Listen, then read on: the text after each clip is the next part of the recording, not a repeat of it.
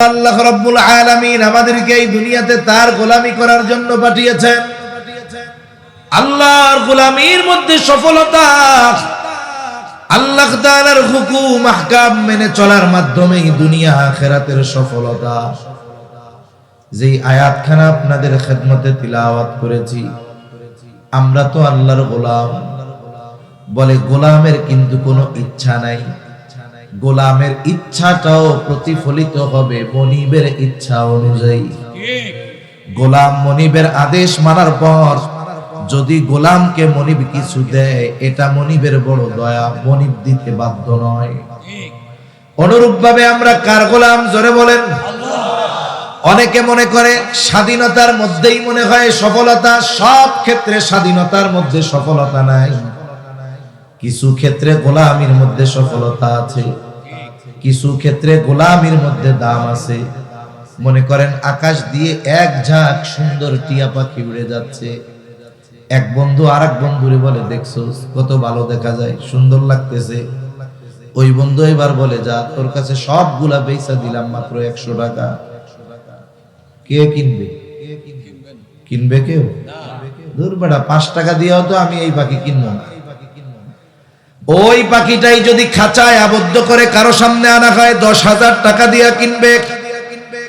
এই জন্য কিছু কিছু ক্ষেত্রে আজাদির দাম নাই, বলে গোলামির দাম।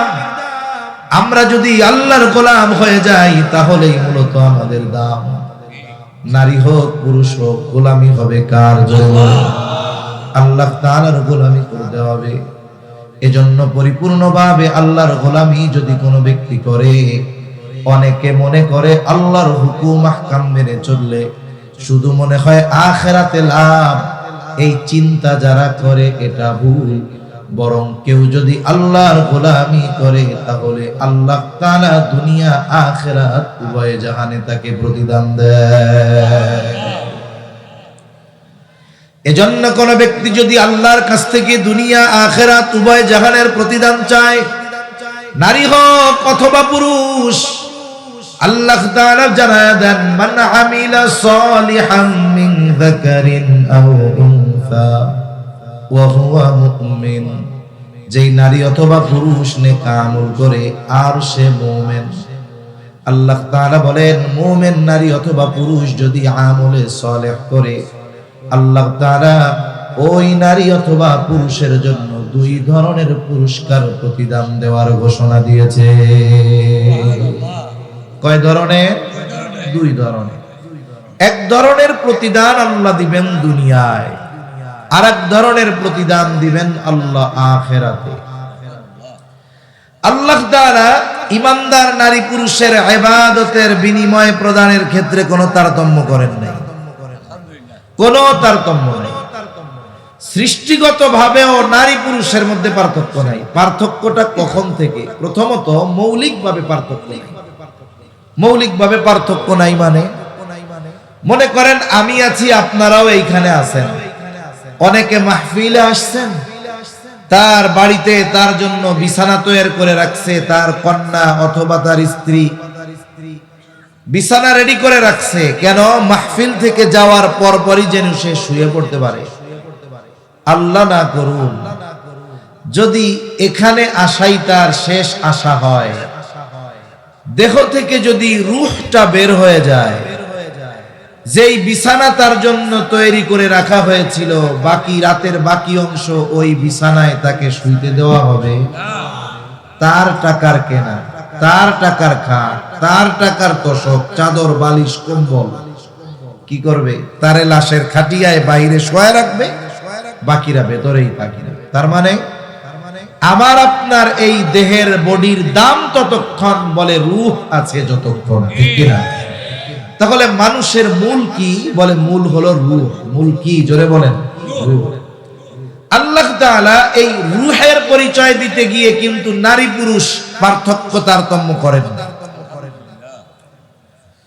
আবার দেখুন, সকল রূহ আল্লাহ একজন থেকে বানিয়েছেন, তবে নারী পুরুষ আল্লাহ 2 জন থেকে বানিয়েছেন।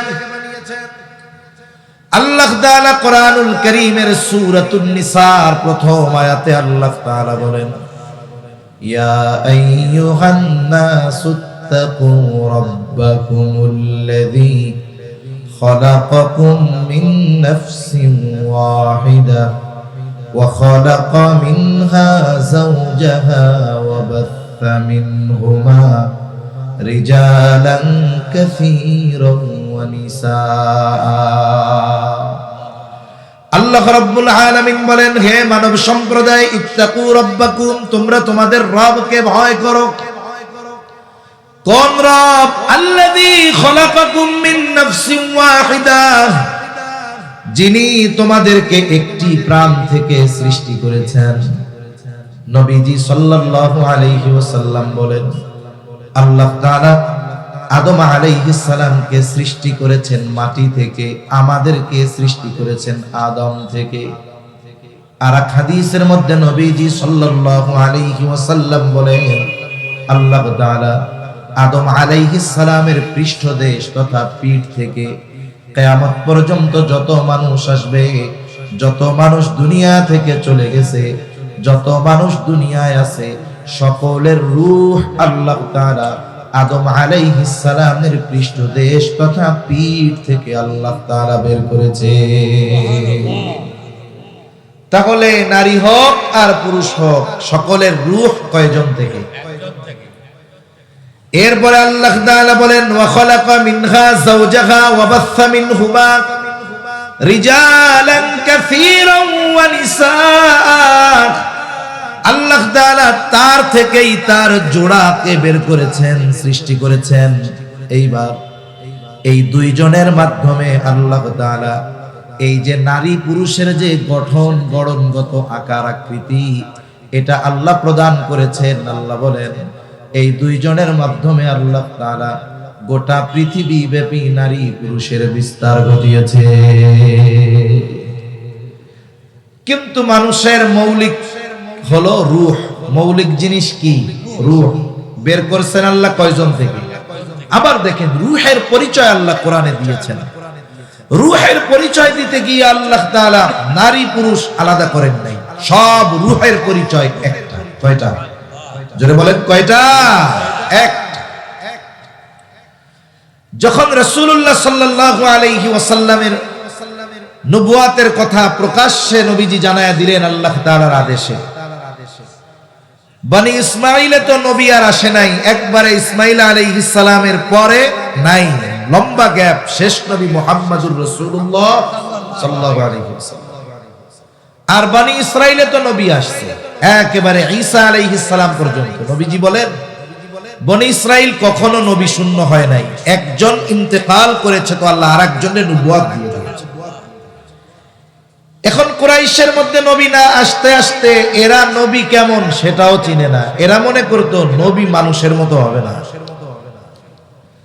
এজন্য আমার আপনার নবীর ব্যাপারে তাদের কথা ছিল এরকম, মালি হাদার রাসূল ইয়াকুলুত তাআমা ওয়া ইয়ামশি ফিল আসওয়াক। বলে, এটা কেমন রাসূল? এ দেখি খাবারও খায়, বাজারেও যায়, বিয়ে শাদিও করে। আবার নবীজির চারিত্রিক ব্যাপারে তাদের চাইতে ভালো কেউ জানে না।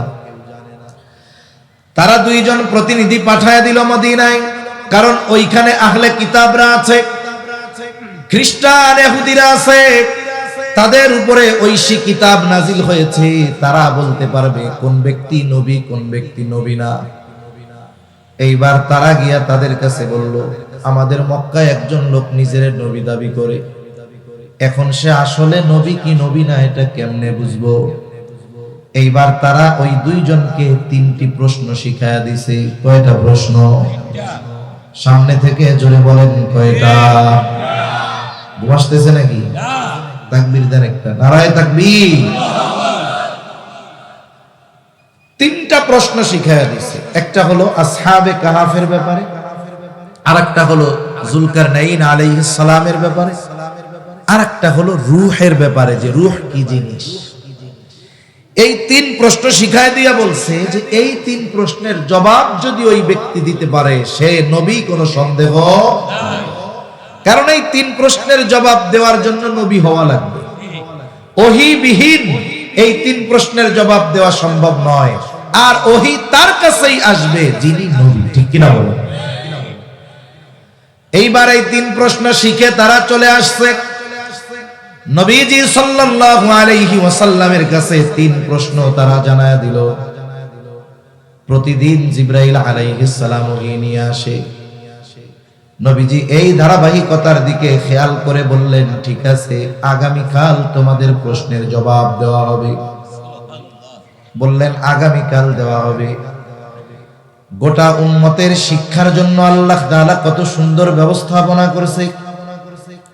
আগামীকাল চলে আসলো, কাফেররা প্রশ্নের জবাবের জন্য মুখিয়ে আছে, কিন্তু জবাব যেখান থেকে আসবে জবাব আসে নাই, ওহী আসা বন্ধ।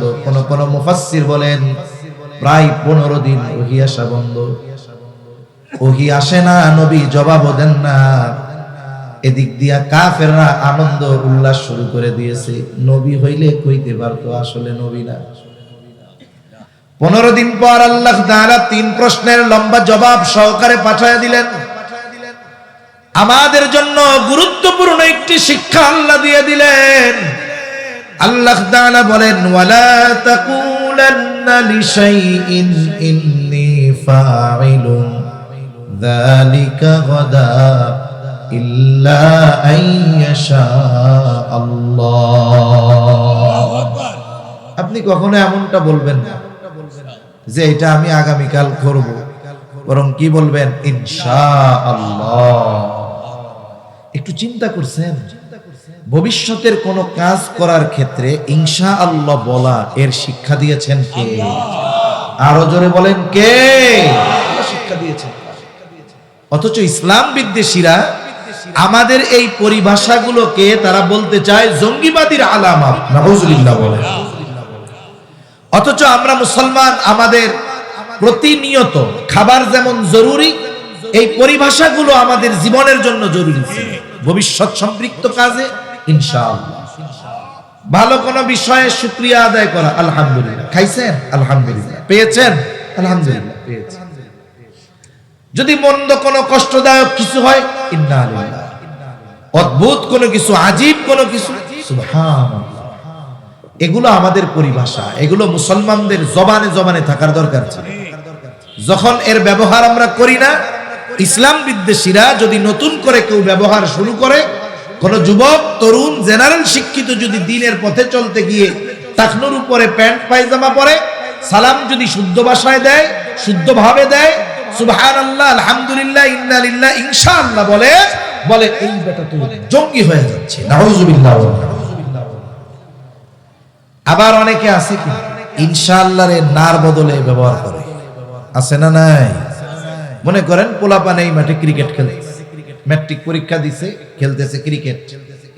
মসজিদে আসছে দাওয়াত ও তাবলীগের ভাইরা, একজন দেখায় দিছে, ওই যে দেখছেন নি, ওই পোলাটা ম্যাট্রিক পরীক্ষা দিছে, 3 মাস তার কোনো কাম কাজ নাই, ওরে তাশকিল করেন।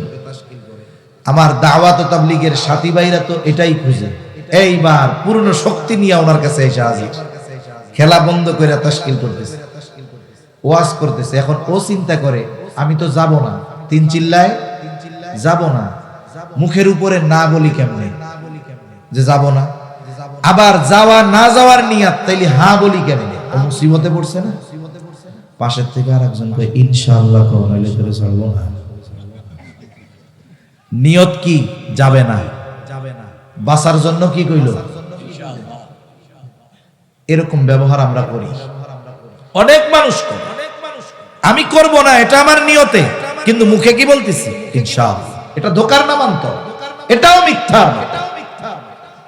এজন্য ইনশাআল্লাহ আমার অন্তরে থাকবে, আমি সর্বোচ্চ প্রচেষ্টা করব, কিন্তু আল্লাহ যদি চায় তাহলেই না হবে।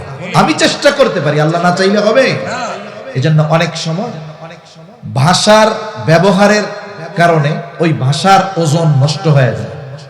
এজন্য আমরা ইনশাআল্লাহ এই ব্যবহারটা নায়ের বদলে করব। এটা গুরুত্বপূর্ণ একটা শিক্ষা দিয়েছেন কে? আল্লাহ। এখন আল্লাহ তাআলা সাথে সাথে 3 প্রশ্নের জবাব জানিয়ে দিয়েছেন। এর মধ্যে একটি প্রশ্ন কি? ওয়ায়াসআলুনাকা আনির রূহ কুলির রূহু মিন আমরি রাব্বি ওয়া মা উতীতুম মিনাল ইলমি ইল্লা কলিলা। আল্লাহ রাব্বুল আলামিন বলেন, তারা আপনার কাছে জানতে চায়, আপনাকে জিজ্ঞাসা করে রূহ কি জিনিস। আপনি বলে দেন, কুলির রূহু মিন আমরি রাব্বি, রূহ হলো আমার রবের আদেশ, আমার রবের প্রত্যাদেশ, নির্দেশ। তাহলে এটা দেখতে কেমন, ধরতে কেমন, রংটা কেমন, আকার কেমন? এই জন্যই আল্লাহ তাআলা এর পর বলে দেন, ওয়ামা উতিতুম মিনাল ইলমি ইল্লা কলিলা, তোমাদেরকে অতি সামান্য জ্ঞান দেওয়া হয়েছে। আল্লাহ বলতেছেন রূহ আপনার রবের আদেশ, তোমাদেরকে অতি সামান্য জ্ঞান দেওয়া হয়েছে। তার মানে কিছু বিষয় আছে আল্লাহ বান্দাকে ওই বিষয়ের রহস্য নিরসনের জ্ঞান দেন, অথচ আমাদের জ্ঞান আল্লাহ তাআলা বলেন অতি সামান্য। কত সামান্য? জোরে বলেন, অতি সামান্য। সামান্য তাফসীর থেকে একটা ঘটনা শোনাই, কষ্ট হচ্ছে না তো আপনাদের? হযরত মূসা আলাইহিস সালাতু ওয়াস সালাম, কোরআনুল কারীমে কয়েকটা শিক্ষা সফরের ঘটনা আছে। এখনকার শিক্ষা সফর এটা তো সুশিক্ষা না, কুশিক্ষার সফর হয়। বিভিন্ন অঞ্চল থেকে কক্সবাজারে আসে না শিক্ষা সফরের নামে, কি শিখে? গোনা শিখে। নীলগিরি যায়, কি শিখে? গোনা শিখে। এগুলা কুশিক্ষার সফর। আসলে শিক্ষার সফর হলো দাওয়াত ও তাবলীগের সফর, হজের সফর, উমরার সফর, ইলম অর্জন করার জন্য সফর, এগুলা হলো শিক্ষা সফর। কোরআনুল কারীমে মূসা আর খিজির আলাইহিস সালাম এই দুইজনের শিক্ষা সফরের ঘটনা আছে। বাংলায় বলি খিজির, হবে হলো খাজির। যাই হোক, আমরা আমাদের ভাষায় বলি খিজির আলাইহিস সালাম। দুইজনে সফর শুরু করবে। এর আগের ঘটনা বলা আমার উদ্দেশ্য নয়। একটা সময় দুইজনের সফর শুরু হলো লম্বা কথোপকথনের পর। প্রথম সফর হবে নৌকা দিয়ে, তারা একটা সমুদ্র পাড়ি দিবে। দুইজনে মিলা নৌকার মধ্যে উঠছে। কিছু দূর যাওয়ার পর একটি দৃশ্য দুইজনের চোখে ধরা পড়েছে। দৃশ্যটা হলো একটা পাখি সমুদ্রের মধ্যে উড়ন্ত অবস্থায় ঠোঁট লাগায়া সমুদ্রের থেকে পানি পান করতেছে। আপনারা তো অনেকে হয়তো গেছেন সেন্ট মার্টিন, জাহাজে যখন যায় পাখি ওড়ে, অনেক সময় দেখা যায় উড়ন্ত অবস্থায় পাখি ডানা দুলতেছে আর ঠোঁট লাগায় লাগায় পানি পান করতেছে। এই দৃশ্যটা দুইজনেরই চোখে পড়ল। খিজির আলাইহিস সালাম বলতেছে, ও ভাই মূসা, ওইদিকে দেখেন, ওই যে পাখিটা পানি পান করতেছে সমুদ্রের থেকে ঠোঁট লাগায়া।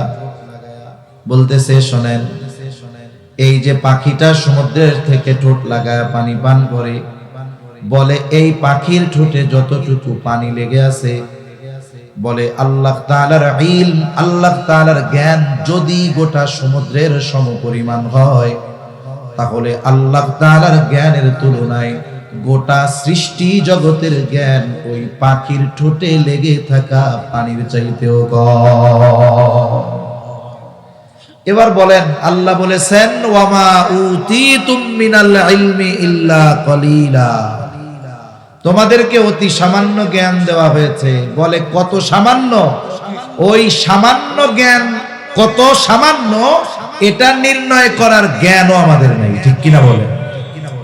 অথচ আমরা মানুষ একটু কিছু পড়ালেখা করলেই আমার চেয়ে বড় কে আছে, আমি সবচেয়ে বড় হয়ে গেছি। এজন্য আমরা যদি অনুধাবন করতে পারতাম যে আমরা কত ক্ষুদ্র, কত তুচ্ছ, তাহলে আমাদের দিলের মধ্যে কোনো অহংকার জাগ্রত হতো না। তাহলে রূহের পরিচয়ের কথা থেকে গেছি, কথার মূল জায়গায় খেয়াল রাখতে হবে। তাহলে বলতেছিলাম যে নারী হোক আর পুরুষ হোক, সকলের রূহ আল্লাহ বের করেছেন কয়জন থেকে? নারী হোক আর পুরুষ হোক, সকলের মূল জিনিস রূহের পরিচয় আল্লাহ কয় ধরনের দিয়েছেন? এক ধরনের। এরপরে আল্লাহ তাআলা আদম আর হাওয়া আলাইহিস সালাম এই দুইজনের মাধ্যমে আল্লাহ তাআলা নারী পুরুষের গঠনগত কিছু পার্থক্য রেখেছেন। নারী আর পুরুষের মধ্যে গঠনগত পার্থক্য লম্বা ব্যাখ্যা করে বলার প্রয়োজন নাই। নারী সন্তান ধারণে সক্ষম, পুরুষ সন্তান ধারণে সক্ষম নয়। সন্তানকে নারী দুধ পান করাতে সক্ষম, পুরুষ সেটাতে সক্ষম নয়। এই ধরনের কিছু পার্থক্য আছে। শরীয়তের মধ্যেও বড় পার্থক্য নাই, তবে একটা দুইটা পার্থক্য পরিলক্ষিত হয়, বেশি বলবো না। এক নাম্বার, একজন নারী সে যখন প্রাপ্তবয়স্কা হয়ে যায়, বালেগা হয়ে যায়, ওই সময় থেকে নিয়ে 50-55 বছর পর্যন্ত সে যদি সুস্থ থাকে, অথবা যদি সে গর্ভবতী না হয়, অথবা সন্তান প্রসবকালীন পরবর্তী কিছু সময়কাল ছাড়া ওই নারী যদি সুস্থ থাকে, বলে প্রতি মাসে 3 থেকে 10 দিন তার একটা অসুস্থতা হয়। এই সময়গুলোতে আল্লাহ তাআলা তার নামাজ মওকুফ করে দিয়েছেন, কাজা করা লাগবে না। এটা হলো একটা পার্থক্য। আরেকটা পার্থক্য বলি, যেটা নিয়ে ইসলাম বিদ্বেষীরা ইসলামের উপরে আঘাত হানে বেশি। বলে ইসলাম সম্পদ বন্টনের ক্ষেত্রে নারীদেরকে ঠকাইছে। জোরে কর নাউজুবিল্লাহ। এত আস্তে কইলেন কেন? জোরে কর। ইসলাম কি ঠকিয়েছে নাকি?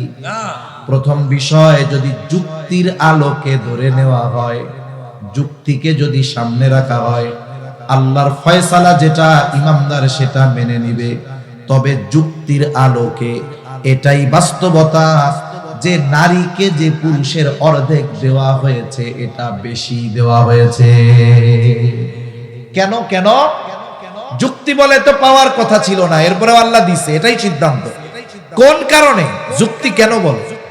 আপনি আমাকে শরীয়তে এমন একটা খাত দেখান, এমন একটা জায়গা দেখান যেই জায়গায় নারীকে টাকা পয়সা ব্যয় করার জন্য ইসলাম বাধ্য করেছে। দেখান, আছে? একটাও আছে? একটাও আছে? তাইলে যার ব্যয় নাই তার টাকার দরকার। পুরুষের ব্যয়ের খাতের শেষ আছে?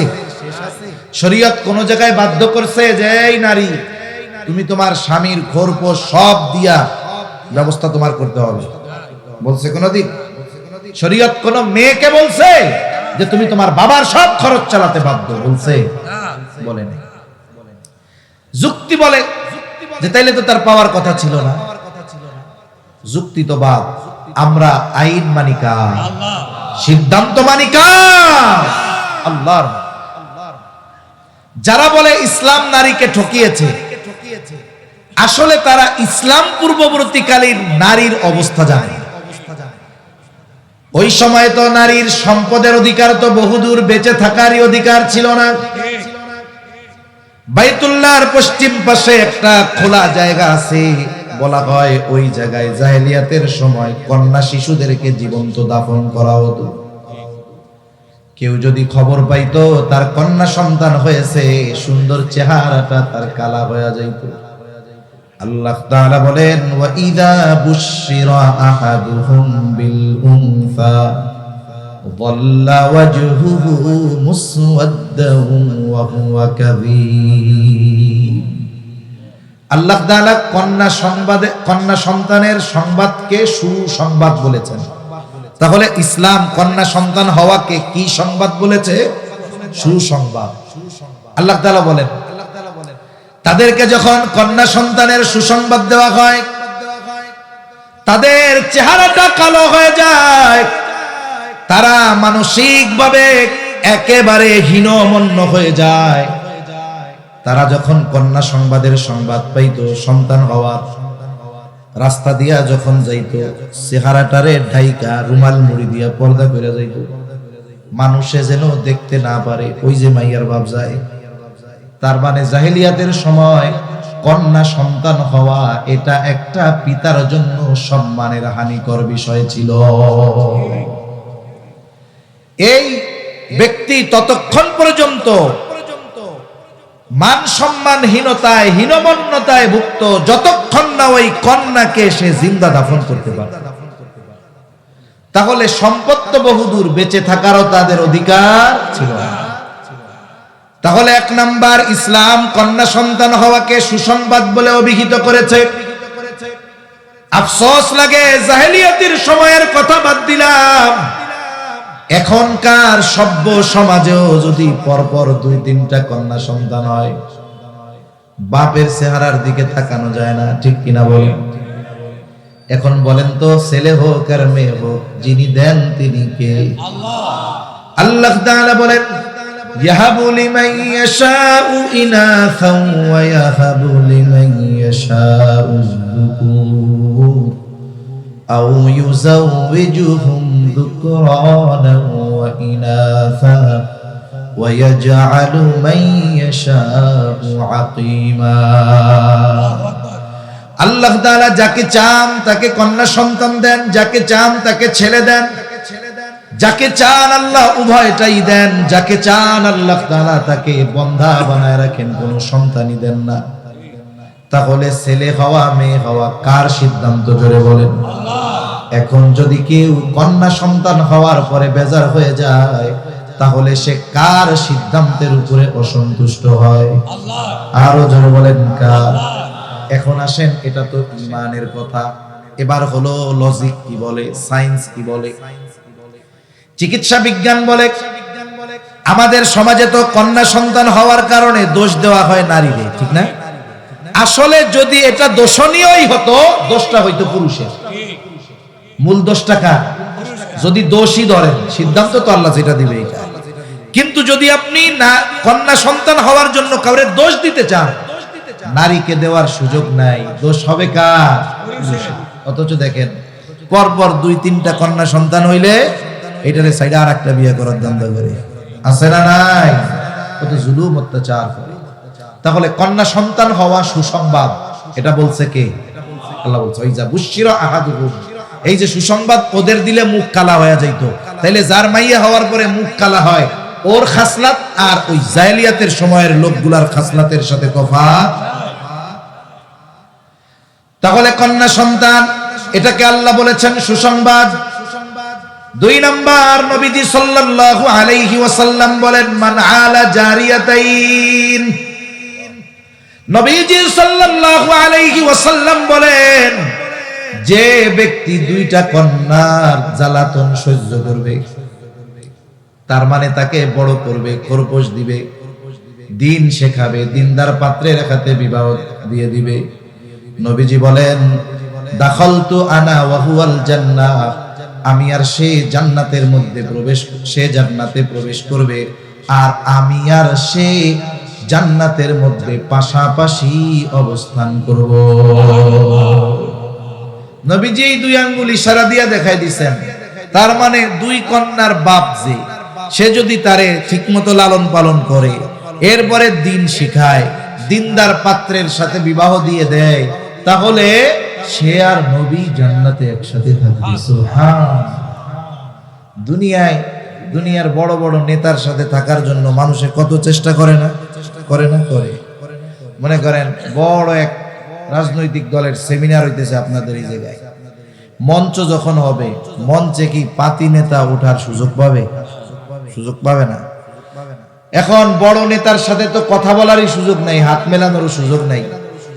এখন নিচে একজনের নিয়োগ দিছে, শোন আমি একটু নেতার কাছে যাব, ওই টাইমে নিচের থেকে সুন্দর মতো একটা ছবি তুলবি। এখন নেতা বৈশা আছে, ও নেতার কানের কাছে এসে মুখ লাগায়া জিজ্ঞাসা করতেছে, ভাই চা পানি কিছু লাগবে? ভাই বলছে না না লাগবে না। ওই টাইমে ক্যামেরাম্যান রেডি, তুলছে ছবি, ফেসবুকের মধ্যে ছবিটা দিয়া লেখে, অমুক ভাইয়ের সাথে একান্ত আলাপচারিতায়। কইল কি আর ওই জায়গায় ছবিতে লেখলো কি? তার মানে দেখেন, ও ওইটারে ফেসবুকে দিবে, প্রোফাইলে দিবে। কেউ উল্টা পাল্টা করলে, দেখছোস আমার খাতির কার লগে, দেখছোস, হ্যাঁ একেবারে সাইজ করে দিব, অথচ ওরে উনি চেনেও না, ঠিক কিনা কর? তাহলে একটু দুনিয়ার মানুষের সাথে, সম্মানী মানুষের সাথে, ক্ষমতাধর মানুষের সাথে থাকার জন্য মানুষের কত চেষ্টা, অথচ 2 কন্যা হইছে, যথাযথভাবে লালন পালন করলে নবীর সাথে জান্নাতে থাকার সুসংবাদ। সুবহানাল্লাহ বলেন। নবীর সাথে জান্নাতে থাকতে পারা এটা কত সৌভাগ্যের ব্যাপার। হযরত আনাস রাদিয়াল্লাহু তাআলা আনহু থেকে বর্ণিত, তিনি বলেন, একদিন এক গ্রাম্য সাহাবী নবীজির কাছে আসছে, গ্রামের মানুষ এত শত বোঝে না, তারা হলো সরল। নবীজি আরেকজনের সাথে কথা বলতেছে। আদব হলো আপনি যখন কারো সাথে কথা বলবেন, ওই কথা বন্ধ না হওয়ার আগ পর্যন্ত আমি আপনারে কথা বইলা ডিস্টার্ব করব না। গ্রামের মানুষ তো বোঝে না। নবীজি ওই ব্যক্তির সাথে কথা বলতেছে, আর ওই গ্রাম্য লোকটা গিয়া নবীজিরে জিজ্ঞাসা করে, ইয়া রাসূলুল্লাহি মাতাসসা, হে আল্লাহর রাসূল সাল্লাল্লাহু আলাইহি ওয়াসাল্লাম, কিয়ামত কখন হবে? মানুষের কিন্তু একই কথা বলার ভঙ্গিমার কারণে, উপস্থাপনের কারণে অর্থ পরিবর্তন হয়ে যায়। একই কথা উপস্থাপনের কারণে পরিবর্তন হয়ে যায়। একটা উদাহরণ দেই, কষ্ট হচ্ছে না তো? এখন মনে করেন একজন আমারে বলতেছে, হুজুর চা খাবেন? আমি বললাম না। এর দ্বারা কি বুঝলেন? যে আমি এখন চা খাবো না। আর যদি বলে, হুজুর এটা খাবেন? আরে মিয়া খাবো না। তার মানে কি বুঝলেন? না বলছি না ধুমসে খাবো। এর দ্বারা দেখেন বাচন ভঙ্গির কারণে একই কথা অর্থ পরিবর্তন হয়ে গেছে। তা এই ব্যক্তির বলার ভাবটা ছিল এরকম, সে কিয়ামত কখন হবে এই খবর জানতে আসছে এমনটা নয়। কেমন যেন তার ভাবসা, সে রেডি হইয়া বসে রইছে কিন্তু কিয়ামত আইতাছে না। বুঝেন না? ওই ব্যক্তির সাথে কথা শেষ, নবীজি এবার তারে বলতেছে, ওই ব্যক্তি কই যে জিজ্ঞাসা করছে যে কিয়ামত কখন হবে। নবীজি সে যদি জিজ্ঞাসা করতো কখন হবে, তাহলে নবীজি বলতেন আমি জানি না, অথবা আলামত এইগুলা এইগুলা। কিন্তু নবীজি তাকে পাল্টা প্রশ্ন করছে, মা আ'দাত্তা লাহা, তুমি কিয়ামতের জন্য কি পাথেয় সংগ্রহ করেছো? সরল মানুষ বলে আমি আল্লাহ এবং তার রাসূলকে ভালোবাসি। নবীজি বললেন আল মারহু মা'a মান আহাব্বা, যে যাকে মহব্বত করে ভালোবাসে তার সাথে অবস্থান করবে। প্রশ্ন ছিল কি কিয়ামত কখন হবে? শেষ জবাব হইল কি? বলে যে যাকে মহব্বত করে তার সাথে অবস্থান করবে। তার মানে ওই ব্যক্তি প্রশ্ন করেছে একটা, কিন্তু উদ্দেশ্য ছিল তার আরেকটা। হযরত আনাস রাদিয়াল্লাহু তাআলা আনহু বলেন, নবীজির মুখে যখন এই কথা শুনলাম, যে যাকে মহব্বত করে তার সাথে অবস্থান করবে, তিনি বলেন এই কথা নবীজির মুখে শুনে আমরা এতটা খুশি হয়েছি, ইসলাম গ্রহণের পরে আর কোনো কথায় এত খুশি আমরা হই না। আমরা তো জান্নাতে যাওয়ার চিন্তা করি, সাহাবায়ে কেরাম চিন্তা করতো জান্নাতে যে জামু ওই জায়গা কি নবীরে দেখতে পারবো? তাদের চিন্তা ছিল নবীর সাথে থাকতে পারবো কিনা। তাহলে দুই কন্যার বাপ যে, তার জান্নাতে নবীর সাথে থাকার সুযোগ আছে না? নাই। তিরমিজির হাদিস, নবীজি সাল্লাল্লাহু আলাইহি ওয়াসাল্লাম বলেন, যার তিনটা কন্যা অথবা তিনটা ভগ্নী আছে, বোন আছে, এদেরকে দিন শিখাইছে, দিনদার পাত্রের সাথে বিবাহ দিয়ে দিছে, কিয়ামতের দিন এই তিন কন্যা তার জন্য জাহান্নাম থেকে আড়াল হয়ে দাঁড়াবে। জাহান্নামে যাওয়ার ক্ষেত্রে অন্তরায় হয়ে যাবে। যদি পিতা গুনাহগার হয়, এই কন্যা সন্তানগুলো তার জান্নাতে যাওয়ার ক্ষেত্রে দেয়াল হয়ে দাঁড়িয়ে যাবে। এখন বলেন, ইসলাম নারীর হক সম্মান প্রতিষ্ঠা করেছে, ঠিক কিনা বলেন? যারা বলতে চায় ইসলামে নারী অধিকার, নারীর অধিকার নাই, আমি বলি ইসলামের আগেই নারীর অধিকার ছিল। এরপরে দেখেন, ইসলাম তো নারীকে দিয়েছে পুরুষের অর্ধেক, কিন্তু নারীর ক্ষেত্রে কোন জায়গায় খরচ করাকে ইসলাম বাধ্য করে নাই। একটা মেয়ে যখন জন্ম নেয়, সর্বপ্রথম তার পরিচয় হয় সে কারো না কারো কন্যা, ঠিক কিনা বলেন? বাবার ঘরে মেয়ে যখন থাকে, বলে যতদিন মেয়ের বিবাহ না হবে ততদিন ওই মেয়ের খরচ চালাতে বাধ্য বাবা। 20 বছর হয়েছে বিয়া হয় না, খরচ চালাতে বাধ্য বাবা। 25 বছর 30 বছর বিবাহ হয় না, খরচ চালাতে বাধ্য তার পিতা। তার মানে মেয়ের খরচ চালাতে বাধ্য পিতা কতদিন?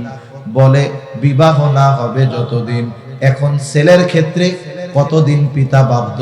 বলে ছেলে যতদিন না বালক থাকবে, বালেগ হয়ে যাওয়ার পর ওই ছেলের খরচ চালাতে পিতা বাধ্য নয়। বালেগ কতদিনে হয়? 18 বছরে না। আহাদুল বুলুগ বালেগ হওয়ার সর্বশেষ সময়সীমা হলো 15 বছর। কত বছর? ইংরেজি হিসাবে না, আরবি হিসাবে 15 বছর। তাহলে ইংরেজি হিসাবে কতদিন হয়? বলে 14 বছর 7 মাসের মতো হয়। একটা ছেলের যখন 14 বছর 7 মাস হয়ে যায়, তখন তাকে আর নাবালক বলার কোনো সুযোগ নাই। এর আগেও বালেগ হয়ে যেতে পারে, 11 বছরে হয়ে যেতে পারে, 12 বছরে হতে পারে, 13তে হতে পারে। তবে 14 বছর 7 মাস হয়ে যাবার পর একে আর নাবালক বলার কোনো সুযোগ নাই। তার মানে একটা ছেলে যখন 14 বছর 7 মাস অতিক্রম করবে, ওই ছেলেটার খরচ তার পিতা বহন করতে বাধ্য নয়। কিন্তু মেয়ের ক্ষেত্রে বিষয়টা এমন, বালেগা হলেই যে খরচ বাদ দিয়ে দিতে পারবে এমন নয়, বরং মেয়ের বিবাহ না হবে যতদিন, ওই মেয়ের খরচ চালাতে পিতা বাধ্য ততদিন। এবার বুঝে থাকলে একটু জবান খুলে বলেন, বাবার ঘরে ইসলাম ছেলেকে জিতালো নাকি মেয়েকে জিতালো? এবার আর একটু কথাই বলি। মেয়ের যখন বিবাহের বয়স হয়, মেয়ের বিবাহ দেওয়ার জন্য অভিভাবক চিন্তিত হয়ে যায়, ঠিক না? বলেন তো, শুধু কি মেয়ে বিবাহ উপযুক্ত হলে অভিভাবক বিবাহ দিবে, ছেলে বিবাহর উপযুক্ত হলে দিতে হবে না? নারী পুরুষ উভয়ের ক্ষেত্রেই তো আল্লাহর আদেশ, وَأَنكِحُوا الْأَيَامَ مِنكُمْ وَالصَّالِحِينَ مِنْ عِبَادِكُمْ وَإِمَائِكُمْ إِنْ يَكُونُوا فُقَرَاءَ يُغْنِهِمُ اللَّهُ। আল্লাহ রাব্বুল আলামিন অভিভাবকদেরকে আদেশ দিচ্ছেন, তোমাদের অধীনস্থ যারা বিবাহ উপযুক্ত আছে, হোক দাস দাসী, তাদেরকে তোমরা বিবাহ দিয়ে দাও। তার মানে বিবাহ উপযুক্ত ছেলে থাকলে বিবাহ দিয়ে দেওয়ার আদেশ অভিভাবকের উপর, মেয়ে থাকলে আদেশ অভিভাবকের উপর। কিন্তু আমাদের দেশের অধিকাংশ অভিভাবকেরা মেয়ের বিবাহ দেওয়াটা নিজের জিম্মাদারি মনে করে, আর ছেলের বিবাহ দেওয়াটা করাটা এটা তার জিম্মাদারি মনে করে না। এজন্য মেয়ের যখন বিবাহের বয়স হয়, সময় হয়, লক্ষ লক্ষ টাকা খরচ করে। অনেকে আছে মেয়ে হইছে, আমাদের অঞ্চলগুলোতে করে, মেয়ে হইছে চিন্তা করে বিবাহ দিতে হবে, দামি কাঠের গাছ লাগায়। 10-15 বছর, 16-17 বছরে মেয়েকে বিবাহ দিবে, 17 বছর পরে ওই গাছ কাটে। এক একটা লাগাইছিল 10 টাকা দিয়া, দাম হয়ে গেছে 1 লক্ষ টাকা। আবার মেয়ে হইছে এই চিন্তা কইরা তার জন্য মাসে 500-1000 টাকা করে জমায়। বিবাহের সময় গাছগুলা বিক্রয় করে মেয়েরে বলে, মা চিন্তা কইরো না, তোমারে যখন জন্ম নিছিলা তুমি, তোমার বিয়ার চিন্তা তোমার এই বাপের ছিল, এই জন্য গাছ লাগায় রাখছিল, এই যে 15 লাখ বিক্রয় করছে। টেনশনের কারণ কেন? ছেলেটার জন্য 10টা গাছ লাগানো গেছিল না? ছেলেরও তো বিবাহ দেওয়ার দায়িত্ব আপনার। 10টা গাছ লাগায়া বিবাহের উপযুক্ত হলে এই গাছ বিক্রয় করে টাকা দিয়ে তারে বলতে পারতেন, ব্যবসা বাণিজ্য করো, বিবাহের উপযুক্ত হয়েছে, বিবাহ করো। তুমি যৌবনের তাড়নায় পাপ করবা, আর আমি বাবা সেই পাপের ভাগ নিতে পারবো না। এইরকম বুক ফুলিয়ে বলা বাবা এ বাংলাদেশে কমই আছে, ঠিক কিনা বলেন? বরং ছেলে যদি বিবাহ উপযুক্ত হয়, বিয়ে করতে চায়, আফসোসের সাথে বলতে হয়, গতকাল না পরশুদিন এক তরুণ আফসোস করতেছে, বলতেছে আমার বয়স তখন 21 বছর, আমি দ্বীনের উপরে চলার চেষ্টা করতাম, আমার শরীর বলতেছে বিবাহ করব, বাবার অ্যাবিলিটি আছে, বাবারে বলছি, বাবা ধমক দিয়া বসায় দিছে। আরো পরে 30 বছরের আগে কোনো বিয়া শাদী নাই। এইবার ছেলেটা পাপে জড়িয়ে গেছে। একে তো পাপ করতেছে, এই পাপের সমপরিমাণ বাবার আমলনামায় যাচ্ছে। দুঃখের বিষয় কি, ছেলেটা এক সময় অসুস্থ, সে রক্ত পরীক্ষা নিরীক্ষা করার পরে দেখলো তার এইডস হয়ে গেছে। কেন?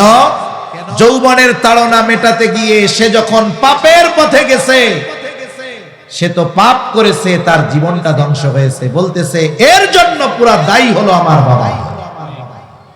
এজন্য মনে রাখবেন, ছেলেও যদি বিবাহ উপযুক্ত হয় আমরা বিবাহ দিয়ে দিব ইনশাআল্লাহ। কিন্তু ছেলেদের ক্ষেত্রে কি হবে? 20 বছর 25 বছর বয়স বিয়া করতে যায়। এখন বাপ কয় 25 বছর পর্যন্ত খাওয়াইলাম, আর তুমি বেকার, কাম কাজ ধরো, নিজের পায়ে দাঁড়াও, এরপরে বিয়া করো। এবার মনে করেন ব্যবসা বাণিজ্য একটা ধরছে, এবার কয় এবার তাইলে বিয়া দিয়া দেন। 25 বছর খাওয়াইলাম, কামাই করে আমাকে আগে 5 বছর খাওয়াও, এরপরে বিয়া করো। বলে কি বলে না? এই সময়গুলাতে যদি সে পাপের সাথে জড়িয়ে যায়, এই পাপের ভাগ ওই অভিভাবকের নেওয়া লাগবে। তাহলে বাবার ঘরে যখন কন্যা, বলে সব খরচ বহন করার দায়িত্ব বাবার যতদিন বিবাহ না হবে। এরপরে মেয়ের যখন বিবাহ হবে, স্বামীর ঘরে যখন যাবে, এইবার স্বামী তার সব খরচ বহন করতে বাধ্য। দেনমোহর দিতে হবে মোটা অঙ্কের মহারানা। আবার স্বামীর বাড়িতে গিয়ে সব খরচ চালাতে স্বামী বাধ্য। খাদ্য, বস্ত্র, চিকিৎসা, বাসস্থান সব চালাবে স্বামী। তাহলে বাবার ঘরে 1 টাকা খরচ নাই কন্যার, স্বামীর ঘরে 1 টাকা খরচ নাই কন্যার। এখন স্বামী দুনিয়া থেকে যদি চলে যায়, আল্লাহ তাআলা যদি তারে সন্তান দেয়, আল্লাহ তাআলা স্পেশাল আয়াত নাজিল করে ওই মায়ের খরচ চালানোর জন্য সন্তানদেরকে আল্লাহ তাআলা কঠোর আদেশ দিয়ে দেয়। তাহলে গোটা হায়াতে নারীর কোনো খরচ নাই, বলে পুরুষের খরচের কোনো শেষ নাই। একজনের বেতন হলো 50,000, আর একজনের 25,000। 50,000 যার বেতন, বলে তার খরচ বেশি, মাস শেষে 50,000 শেষ হয়ে আরো খরচ করা লাগে। কিন্তু যার বেতন 25,000, তার 10,000 15,000 মাস চলে যায়, মাস শেষে আরো 10,000 ডানে থাকে। বলেন তো বছর শেষে লাভবান কে, 50 ওয়ালা না 25 ওয়ালা? এজন্য নারীর ক্ষেত্রে কোনো খরচ আল্লাহ বাধ্যতামূলক করেন নাই, কিন্তু পুরুষের কোনো খরচ নাই। এখন যদি আপনি একটু ঠান্ডা মাথায় চিন্তা করেন, দেখবেন যদিও পরিমাণে দেখা যায় অর্ধেক, কিন্তু বাস্তবেই আল্লাহ তাআলা হিসাব করলে নারীকে জিতায় দিয়েছে। তবে ইবাদতের ক্ষেত্রে এই ধরনের দৃশ্যমান কোনো কমতি বেশ কম নাই। বরং বুজুর্গানে দিন বলেন এই জায়গায় আল্লাহ নারীদের জিতিয়েছে। একজন পুরুষ যদি ইচ্ছা করে, বাসায় নফল নামাজ পড়ার পরিবেশ নাই, সে মসজিদে চলে আসতে পারে। নারী মন চাইলেই পারে না। তবে দেখুন, নারী গৃহস্থলী কাজ করে, স্বামীর জন্য রান্না করে, স্বামীর কাপড় চোপড় ধুইয়া দেয়, শ্বশুর শাশুড়ির খেদমত করে, সন্তান লালন পালন করে, আত্মীয় স্বজন আসলে মেহমানদারি করে, রান্না করে। বুজুর্গানে দিন বলেন, কোন নারী যদি এই ঘরের কাজগুলো আল্লাহর সন্তুষ্টির জন্য করে, তাহলে এই কাজগুলাও তার আমলনামায় কবুল ইবাদত বলে যোগ হয়ে যায়। অথচ পুরুষ মসজিদে আইসা নামাজ পড়লো, কবুল হতেও পারে নাও পারে। আর উনি ঘরে আল্লাহর সন্তুষ্টির জন্য স্বামীর খেদমতের নিয়তে রান্না করছে, বলে এইটাও ওনার আমলনামায় কবুল ইবাদত বলে যোগ হয়ে যায়। তাহলে আসেন, লম্বা হয়ে যাচ্ছে কথা। আল্লাহ তাআলা কি বলেন? মান আমিলা সালিহাম মিন যাকারিন আও উনসা ওয়া হুয়া মুমিন। আল্লাহ তাআলা বলেন, ইমানদার নারী অথবা পুরুষ যদি আমলে সালেহ করে, তাহলে আল্লাহ তাআলা দুনিয়া আখিরাত উভয় জাহানে যদি পুরস্কার পেতে চায়, 1 নাম্বার শর্ত দিয়েছেন ঈমান। কি জোরে বলেন, আরো জোরে বলেন কি? আল্লাহ তাআলা বলেন ঈমান হলো সবচেয়ে দামি সম্পদ। আল্লাহ বলেন, ইন্নাল্লাযীনা আমানু ওয়া আমিলুস সালিহাতি কানাত লাহুম জান্নাতুল ফিরদাউসি নুজুলা। আল্লাহ তাআলা বলেন, নিশ্চয়ই যারা ঈমান আনে ও আমলে সালেহ করে, তাদের জন্য রয়েছে জান্নাতুল ফিরদাউসের মেহমানদারি। মনে রাখতে হবে, একজন মানুষের সৎকর্ম আখিরাতে কাজে লাগবে তখন, সে ঈমানদার হবে যখন। কারণ কোন ব্যক্তি যদি আখিরাতে তার ভালো কাজের প্রতিদান আশা করে, তাহলে অবশ্যই তাকে ঈমানদার হতে হবে। এই জন্য ঈমানদার যখন কোন নেক আমল করে, বলে ওই নেক আমলের কিছু বিনিময় আল্লাহ দুনিয়াতে দেয়, আর নেক আমলের পূর্ণ প্রতিদান আল্লাহ আখিরাতে দেয়। তবে বেঈমান যদি নেক আমল করে, ভালো কাজ করে, বলে ওর ভালো কাজের পূর্ণ প্রতিদান আল্লাহ দুনিয়ায় দিয়ে দেয়। ঈমান না থাকার কারণে আখিরাতে প্রতিদান পাওয়ার খাতা তার থাকে না। আর যদি কেউ দুনিয়ায় বদ আমল করে, বলে বদ আমলের কিছু প্রতিদান আল্লাহ দুনিয়ায় দেয়, পরিপূর্ণ দিবে আখিরাতে। এটা মুমিনের ক্ষেত্রেও কাফেরের ক্ষেত্রেও। তাহলে আসেন, এক নাম্বার কম্পালসারি শর্ত হলো ঈমান। আর এই ঈমানটা হতে হবে একেবারে শিরিক মুক্ত ঈমান। যদি ঈমান শিরিক মিশ্রিত হয়ে যায়, তাহলে ওই ঈমান দ্বারা নেক আমলের পূর্ণ প্রতিদান পাওয়া যায় না। এই জন্য ঈমান হলো সবচাইতে দামি সম্পদ। সবচাইতে দামি সম্পদ কি, জোরে বলেন? ঈমান। কারণ যাররা পরিমাণ ঈমান, অণু পরিমাণ ঈমান। যাররার উদাহরণ নবীজি বলেন, কারো অন্তরে যদি যাররা পরিমাণ কল্যাণ থাকে, এখানে কল্যাণ দ্বারা উদ্দেশ্য ঈমান, ওই লোকটা যদি পাপের কারণে জাহান্নামীও হয়ে যায়, আল্লাহ তাআলা শাস্তি ভোগ করার পরে ওই যাররা পরিমাণ ঈমানের বদৌলতে একটা সময় জাহান্নাম থেকে তাকে নাজাত দিয়ে জান্নাত দিয়ে দিবে। বলে জান্নাত কতটুকু? বলে যার জান্নাতটা সবচাইতে ছোট হবে, তার জান্নাতটা হবে কমপক্ষে এই দুনিয়ার 10 গুণ। তাহলে যাররা পরিমাণ ঈমানের দাম হলো এই 10টা দুনিয়ার সমপরিমাণ জান্নাতের চাইতেও বেশি। এজন্য মনে রাখবেন, আল্লাহর কাছে দোয়া করা, আল্লাহুম্মা হাব্বিব ইলাইনাল ঈমান ওয়া যায়্যিনহু ফি কুলুবিনা ওয়া কাররিহ ইলাইনাল কুফরা ওয়াল ফুসুকা ওয়াল ইসয়ান। এভাবে আল্লাহ তাআলার কাছে ঈমান যেন সবচেয়ে প্রিয় হয় আমার কাছে, এই দোয়া আল্লাহর কাছে করব তো কমপক্ষে এতটুক, আল্লাহুম্মা হাব্বিব ইলাইনাল ঈমান। প্রত্যেকটা দোয়ায় যেন এটা থাকে। আপনারা আমরা তো বুঝি না, কিন্তু গোটা বাংলাদেশ নয়, গোটা দুনিয়া ব্যাপী ধর্মত্যাগের এক হিড়িক পড়েছে। মানুষ ঈমানের মূল্য বুঝতে পারতেছে না। এমনও ঘটনা ঘটতেছে, হাফেজ মাওলানা মুফতি হয়ে গেছে, কিন্তু শয়তানের ধোঁকায় পড়ে হেদায়েত বঞ্চিত হয়ে যাচ্ছে, ঈমান বঞ্চিত হয়ে যাচ্ছে। এজন্য আমরা আল্লাহর কাছে দোয়া করব, আল্লাহ আপনি আমাদের নিকটে ঈমানকে সবচেয়ে প্রিয় বানায় দেন। তাহলে 1 নাম্বার দরকার শিরিক মুক্ত ঈমান। 2 নাম্বার আমলে সালেহ। বুজুর্গানে দিন বলেন, ঈমান তো ঠিক আছে, আমলটা যদি আল্লাহর কাছে কবুল হয় তাইলেই না বিশুদ্ধ আমল হলো। এখন আমল যদি বিশুদ্ধ করতে হয়, বুজুর্গানে দিন কিছু শর্তের কথা বলেন। আমি অল্প সময়ের মধ্যে কয়েকটা শর্তের কথা বইলা আলোচনা শেষ করে দিব, অনেক সময় হয়ে গেছে। আল্লাহ তাআলার কাছে কোনো আমল যদি কবুল করাতে হয়, 1 নাম্বার যেটা দরকার সেটার নাম হলো ইখলাস। ইখলাস দরকার, নিয়তের বিশুদ্ধতা দরকার, যে আমি আমার এই আমলটা একমাত্র কার জন্য করতেছি। আমল যদি পাহাড় পরিমাণ হয়, আল্লাহর জন্য যদি না হয়, আমলের দাম নাই।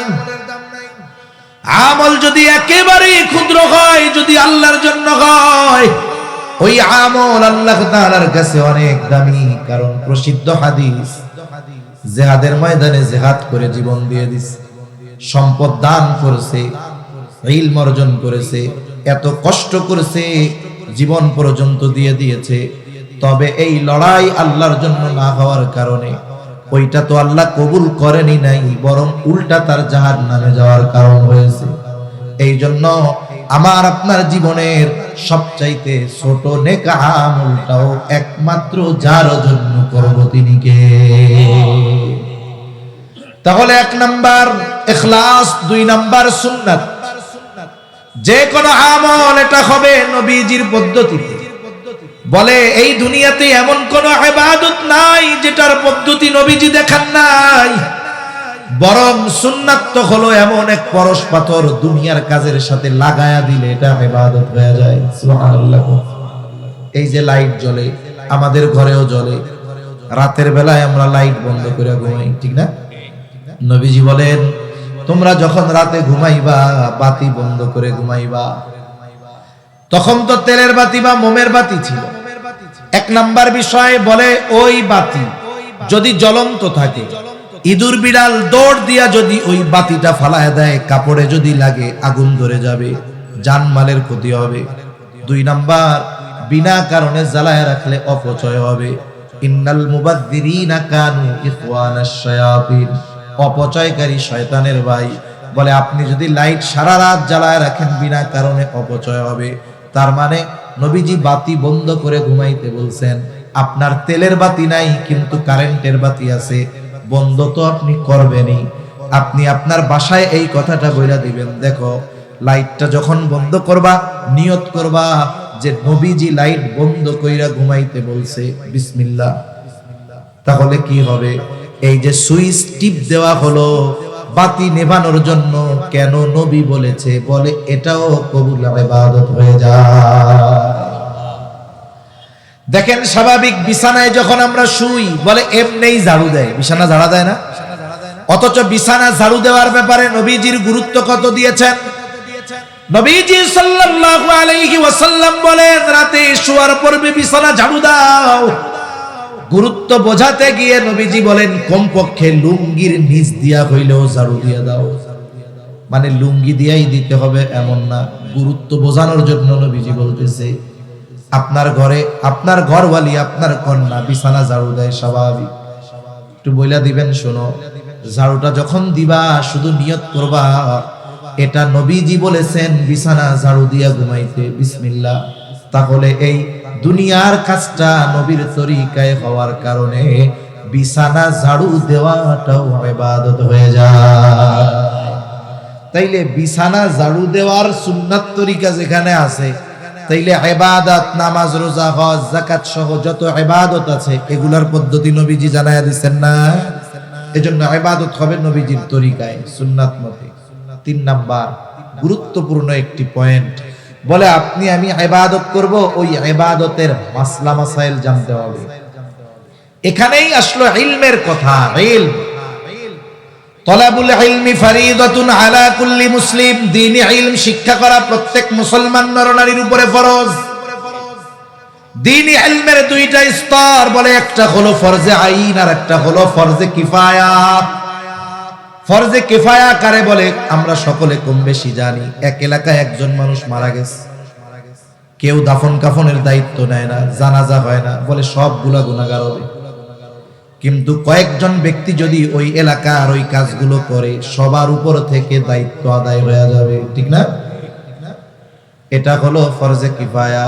আর ফরজে আইন যেটা, যেমন জানাজার নামাজ আপনার এলাকার কয়েকজন পড়লে আপনারও হয়ে যাবে। কিন্তু ফজরের নামাজ আপনি যদি ইমাম সাহেবের মুয়াজ্জিন রেখে অনেক কাম করেন, আমার 2 রাকাত পড়ে দিয়ে হবে? তার মানে ওইটা আপনার নিজের আদায় করতে হবে। ফজরের নামাজ আপনার জন্য ফরজে আইন। তাহলে দিলি ইলমের দুইটা স্তর, একটা ফরজে কিফায়া, ফরজে আইন। ফরজে আইন হলো যেটা প্রত্যেক মুসলমান নরনারীর জন্য জানা ফরজ। এখন মনে করেন নামাজ আমার জন্য আপনার জন্য ফরজ, নামাজের সকল মাসলা মাসাইল জানাও ফরজ। এখন যদি না জানা হয় ক্ষতিটা কি একটু খেয়াল করেন। নামাজি নামাজের বাহিরে ভেতরে 13টা ফরজ আছে। কয়টা ফরজ? বাহিরের হোক আর ভেতরের হোক 13 ফরজ থেকে যদি একটা ছুটা যায়, সাহু সেজদা যদি 100 লাগায়, কাম হবে নাকি? এখন নামাজি নামাজে দাঁড়ায় গেল, তার নামাজের মধ্যে ফরজ ছুটে গেছে, অথবা বাহিরের ফরজ ছুটা ছিল, অথবা ভেতরের যে কোনো ফরজ ছুটে গেছে, কিন্তু নামাজের বাহিরে ভেতরে 13 ফরজ নামাজির জানা নাই। বলেন তো এখন যদি ফরজ ছুটে যায় নামাজি টের পাবে নাকি? নামাজি টেন নবাক, নামাজ থাকবে না, বদ্ধা থাকবে? থাকবে না। আপনাদের ভাষাটা সুন্দর অনেক। কালকে গেছি টেকনাফ, আমারে শিখাই দিচ্ছে টাইউন। আপনারা চিনেন নাকি টাইউন? ও আপনারা তো কাছাকাছি লোক। আমি কই কি লাস্টে কয়ে এলো টমেটো। আল্লাহু আকবার। তাহলে সে জানুক আর না জানুক তার নামাজ থাকবে। নামাজের ওয়াজিব 14টা, 14 ওয়াজিব থেকে যদি একটা সুইটা যায় সাউ সিজদা দিতে হবে, নাইলে নামাজ হবে না। এখন নামাজি নামাজের ওয়াজিব গুলো জানে না। বলেন তো ওয়াজিব ছুটলে কি সে টের পাবে নাকি? সে টের পাক আর না পাক সাউ সিজদা তো দিবে না, তার নামাজও হবে না। নামাজ ভঙ্গের 19টা কারণ। বলে 19 কারণ থেকে যদি একটা কারণ পাওয়া যায় নামাজ ভঙ্গ হয়ে যাবে। নামাজি নামাজ ভঙ্গের 19 কারণ জানে না। নামাজ ভঙ্গের কারণ যদি পাওয়া যায় সে টের পাবে না, টের পাক আর না পাক তার নামাজ থাকবে না। ওযু ভঙ্গের কারণ 7টা, 7 কারণ থেকে একটা পাওয়া গেছে, বলে তার ওযু নাই, নামাজও নাই। গোসলের ফরজ 3টা আদায় হয় নাই, বলে পবিত্রতাও হয় নাই, নামাজও হবে না। ওযুর ফরজ আদায় হয় নাই, কাজ হবে না। তাহলে চিন্তা করে দেখেন এই মাসলা মাসাইল গুলো আমাদের জন্য কত জরুরি। অনেক নামাজি পাওয়া যাবে, যুগের পর যুগ নামাজ পড়তেছে, হইতেছে না, কিন্তু সে টেরও পাইতেছে না। পাবে কেমনে? মাসলা মাসাইল শেখার জন্য মাদ্রাসায় ভর্তি হওয়ার দরকার ছিল, হইতে পারে নাই, যাক গেল। এরপরে দাওয়াত ও তাবলীগে সময় দিতে বলা হইল, উলামায়ে কেরামের সাথে পরামর্শ কইরা, সেখানেও যায় নাই। আচ্ছা জান নাই, তাহলে এক কাম করেন, এই যে উলামায়ে কেরাম, আমি শুরুতেই বলছি এই মাহফিলের দ্বারা আপনাদের কি বুঝাইতে চায় ওনারা। এখানে তো কথা শুনে আমল হবে, ওনারাও সেই কথাগুলা জানে। আরেকটা জিনিস বুঝাইতে চায়। আরেকটা জিনিস কি বুঝাইতে চায়? যে শুনেন, বাইরের হুজুর আইসা আপনাকে শুধু শুনাইতেছে, বিষয়টা এমন না। আপনারাও আন্তরিকতার সাথে কিছু যদি না জানেন আমাদের কাছে আসেন, আমরা জানাইয়া দিব। আপনাদের প্রতি যে তারা আন্তরিক, আপনাদের প্রতি যে তাদের দরদ আছে, এটা বোঝানোর জন্য এই আয়োজন। এটা আওয়াম মানুষ বুঝুক আর না বুঝুক, এটা বাস্তবতা। এখন আপনার সময় নাই 3 চিল্লায় যাওয়া। সকাল 8টা থেকে সন্ধ্যা পর্যন্ত কাজকর্ম করেন। এশার নামাজের পর ইমাম সাহেবরে গিয়া বলেন, আপনার মসজিদের ইমাম সাহেবকে গিয়ে যদি আপনি বলেন যে এক কাজ করেন, আমরা তো জরুরতে দিন ইলম যতটুকু জানা জরুরি এটা তো আমরা জানি না, আমাদের তো তাবলীগে সময় দেওয়ার মতো সুযোগ নাই, মাদ্রাসায় ভর্তি হওয়ার সুযোগ নাই, হুজুর আমাদেরকে এশার পরে আধা ঘন্টা সময় দিয়ে ধারাবাহিকভাবে আস্তে আস্তে মূল জিনিসগুলো একটু শেখায়া দেন। কোন ইমাম বলবে যে আমি পারবো না? কেউ বলবে? আপনারা কি কেউ বলবেন? কেউ বলবেন? স্বতঃস্ফূর্ত ভাবে আগ্রহের সাথে শেখাবে। কিন্তু কেন শিখতে চায় না জানেন? কেন চায় না? আমাকে ঢাকা শহরে গল্প কই, আপনাকে কষ্ট হইতেছে না তো? এখন এক মসজিদে কোন ইমাম গেলে টিকে না, যে ইমামই যাক কয়দিন পরে চলে যায়। এখন আমাদের এক ভাই ছিল, উনি যাইয়া ওইখান থেকে আর বাইর হয় না। তো জিজ্ঞাসা করলাম, ভাই এই মসজিদ হলে এলাকায় মারখা মারা, যে হুজুরি আসুক টিকে না, তা আপনি টিকলেন কেমন? সিস্টেম আছে। কি করছেন? কয় আমি আইসা প্রথম দিনই মুসল্লিদের বলছি যে যেহেতু নামাজ আমি পড়াই, আপনারা পড়েন, আমার দায়িত্ব হলো আপনাদেরকে মাসলা মাসাইল সব শেখানো। কয় যেটা ফটর ফটর করে ওরে দাঁড়া করাই দিছি, দোয়াই বন্ধ করে। ফটর ফটর বন্ধ হয়ে গেছে। ফটর ফটর কি হয়ে গেছে? পরের দিন হেতে আমার রুমে আরো হাদিয়া লই আসে, এটা আমার বড় মুড়ি। এখন আমরা কি চিন্তা করি, আমি যে দোয়াই কুনুত পারি না, আমার যে সূরা ফাতিহা শুদ্ধ নাই, এটা যদি আমার ইমাম জানে তাইলে আমার গলার উঁচু থাকবে না। ইজ্জত বাঁচাইতে গিয়া সূরা শুদ্ধ করে নাই। নামাজ ভঙ্গের 19 কারণের প্রথমটা হইল নামাজে অশুদ্ধ পড়া। ঠিক কিনা কোন? ইমামের পেছনে যেমন তেমন চালাই দিলেন, কিন্তু নিজে যেটি পড়েন এটি যাইব কো? এজন্য কি দরকার? ইমামের সাথে লজ্জা না করে বলেন তো, এই যে কেরাতে অশুদ্ধ হলো, নামাজগুলো তো হবে না, কোনো সন্দেহ আছে? এখন নামাজ হইল না, আখেরাতে জান্নাত দিয়া দিবে, কি কোন? মুগুর আছে না নাই? এখন আপনি তো দুনিয়ায় লজ্জা করে ইমাম সাহেবের কাছে যান নাই যে আমার অশুদ্ধ পড়া, যদি যাই না যাই ইজ্জত থাকবো। এখন বলেন, আখেরাতে তো সাইজ খাওয়া লাগবে, আখেরাতে সাইজ খাওয়া ভালো না দুনিয়ায় একটু লজ্জা পাওয়া ভালো? এই তো দুনিয়ায় একটু লজ্জা আমি পাইলাম, অসুবিধা কি? ইমাম সাহেবের কাছে গিয়ে আমি শিখে নিলাম। এই যে রোজার মাস আসতেছে, কোরআন নাজিলের মাস, যারা আমরা আছি সাধারণ, আমরা কমপক্ষে চেষ্টা করব সূরা ফাতিহাটা শুদ্ধভাবে, সাথে সাথে কমপক্ষে আরো 4টা সূরা শুদ্ধভাবে ইমাম সাহেব হুজুরের কাছ থেকে শিখে নেওয়া। মাসলা মাসাইল গুলো জানা, কোনটা ফরজ কোনটা ওয়াজিব এগুলো জানা, কি করলে ওযু ভেঙে যাবে, ওযুর ফরজ কি, গোসলের ফরজ কি, তাহারাত সম্পৃক্ত মাসলা মাসাইল গুলো জানা খুব জরুরি। কারণ তাহারাতের পরবর্তীতেই না ইবাদত। আপনার যদি তাহারাত পবিত্রতা অর্জন না হয় তাহলে ইবাদতই তো হবে না। এজন্য এই মাসালাগুলো জানার দরকার আছে না নাই? ইমাম সাহেবদের কাছ থেকে আমরা জানবো তো ইনশাআল্লাহ। তাহলে এই ইলম হলো ইবাদত কবুলের অন্যতম শর্ত।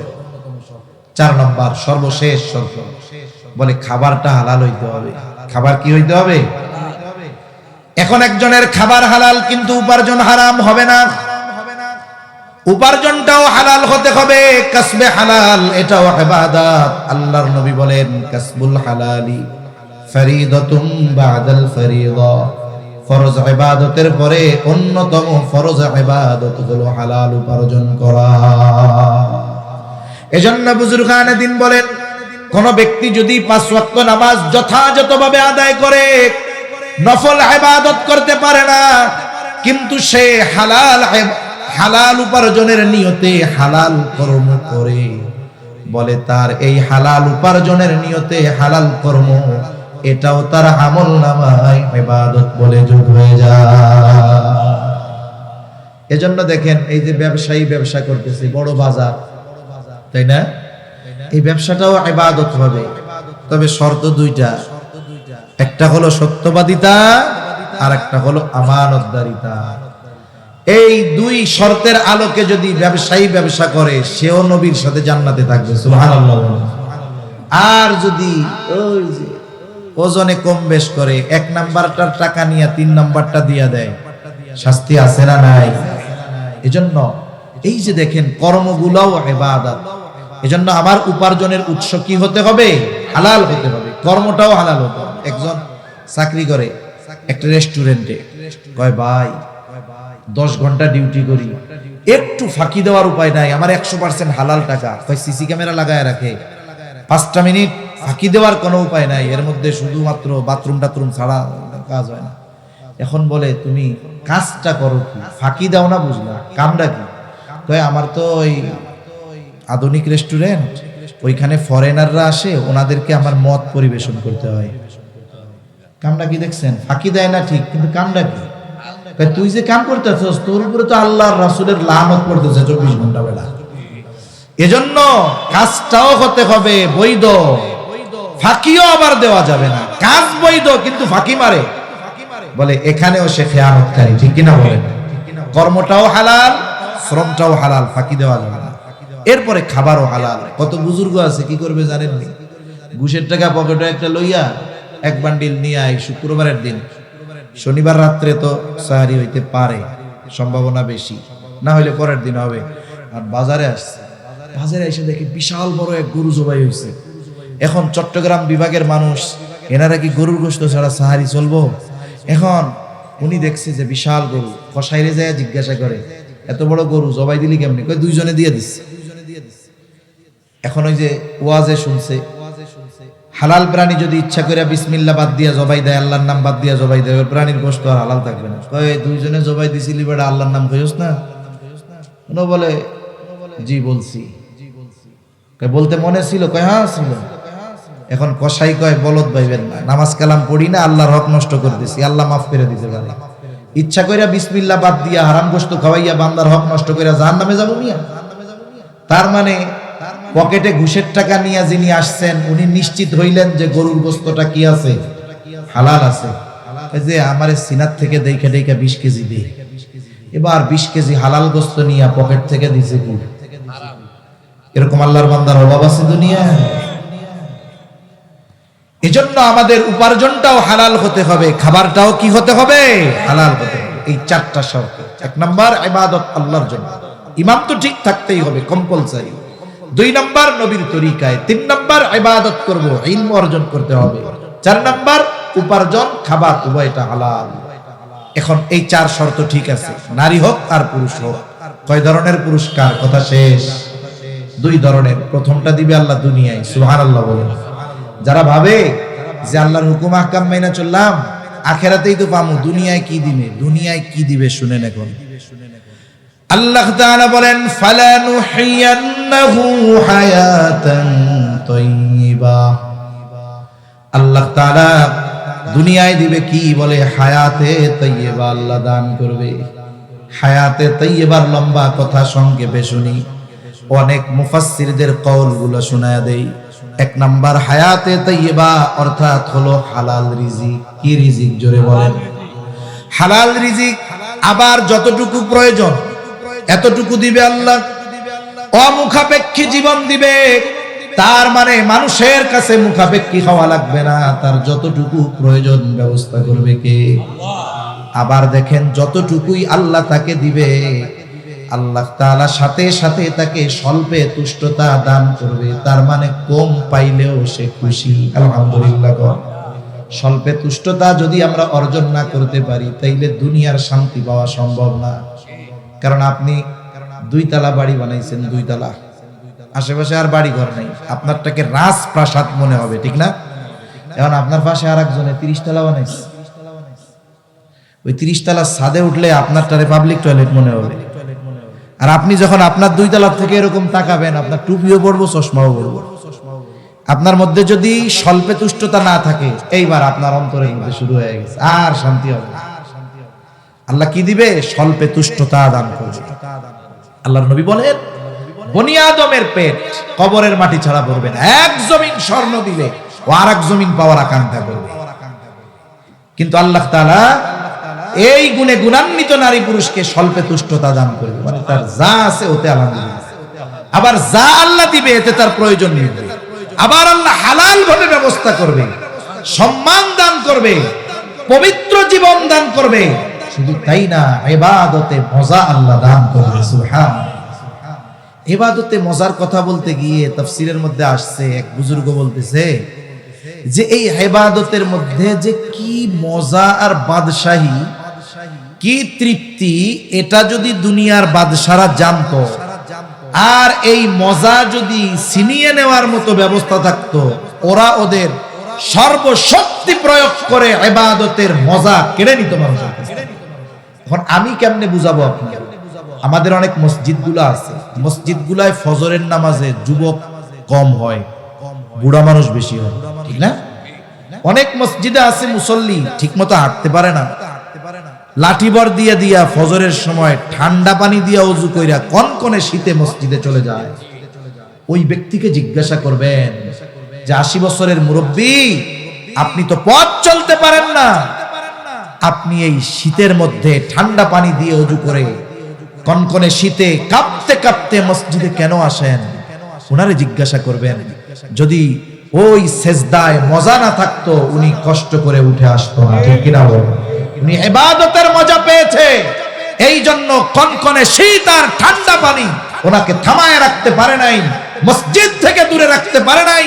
কারণ উনি সবচাইতে তৃপ্তি তো পায় তখন যখন সেজদার মাধ্যমে আল্লাহর কুদরতি কদমে লুটিয়ে পড়ে, ঠিক কিনা বলেন? এজন্য সেজদার মধ্যে সবচাইতে মজা। এখানে বান্দা আল্লাহ তাআলার সবচাইতে নিকটে চলে যায়। আল্লাহ বলেন ওয়াসজুদ ওয়াক্তার, সিজদা দাও আর নৈকট্য অর্জন করো। সুবহানাল্লাহ। দুনিয়াতে আল্লাহ তাআলা তার সব প্রয়োজন মেটায় দিবেন, শান্তিময় এক জীবন তার হয়ে যাবে। এজন্যই দোয়া করি অনেক সময়, আপনারাও করেন আমরাও করি, আল্লাহ আমাকে হায়াতে তাইয়্যিবা দান করেন। হায়াতে তাইয়্যিবা হলো এইটা। আখিরাতে আল্লাহ কি দিবে?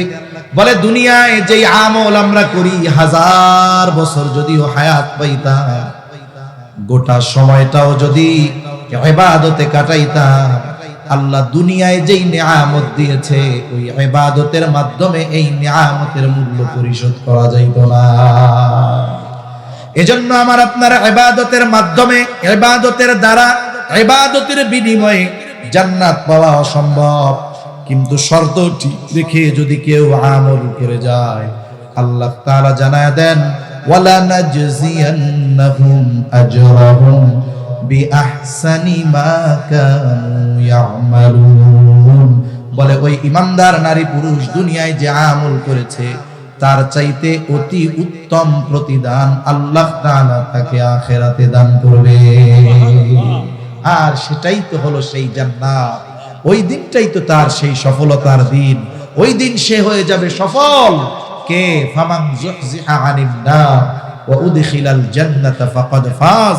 তাকে তো জান্নাতে প্রবেশ করানো হবে, অথচ ওই জান্নাতে যাওয়া দুনিয়ার ইবাদত দিয়ে সম্ভব ছিল না। কিন্তু সে এই দুই শর্তগুলো ঠিক রেখে ইবাদত করার কারণে আল্লাহ আখিরাতে তার ইবাদতের তুলনায় বহু গুণ উত্তম প্রতিদান তাকে দান করবে। এখন এই যে রমজান মাস চলে আসছে না, একেবারে এই শর্তগুলো ঠিক রেখে সাথে সাথে রমজান মাস হবে কোরআনময় রমজান। আমরা উলামায়ে কেরামের সাথে, ইমাম সাহেবদের সাথে সম্পর্ক রেখে এই রোজার মাসটা দুপুরের পরে মসজিদে গড়াগড়ি দিয়া না কাটাইয়া ইলম অর্জনে, কোরআন শিক্ষায়, সহিহ শুদ্ধ করায়, মাসলা মাসাইল শেখার মাধ্যমে কাটাবো তো ইনশাআল্লাহ। আমাদের সাথে উলামায়ে কেরামের সাথে সম্পৃক্ততা বেশি দরকার। ইসলাম বিদ্বেষীদের যত মিশন আওয়ামকে গোমরাহ করার, এর মধ্যে অন্যতম মিশন হলো আলেমদের থেকে আওয়ামকে দূরে সরায়া দেওয়া। আলেমদের থেকে আওয়ামকে দূরে সরায়া দেওয়া। কারণ সিংহ যখন কোন হরিণের পালের উপরে আক্রমণ করে, সে প্রথম ওই পাল থেকে একটাকে আলাদা করে, এরপরে আক্রমণ করে। সেও জানে যে তাদের শিং শক্ত, আমি যদি যাই আর ওরা যদি আমারে বেড়ে করে ধরে আমিও মরে যেতে পারি। এজন্য ওই জালেমরা ওই সিংহর মতো যখন কোনো ব্যক্তিকে, মানুষকে, সমাজকে, রাষ্ট্রকে গ্রাস করে নিতে চায়, আলেমদের সাথে আগে তার দূরত্ব তৈরি করে। এজন্য সাবধান। আমাদের সম্পৃক্ততা, আমাদের সহমর্মিতা উলামায়ে কেরামের সাথে, ইমামদের সাথে আরো বাড়াবো, বলেন ইনশাআল্লাহ। আল্লাহ সুবহানাহু ওয়া তাআলা যে কথাগুলো বললাম, আমলের কথাগুলো আমাদের আমল করার তৌফিক দান করেন।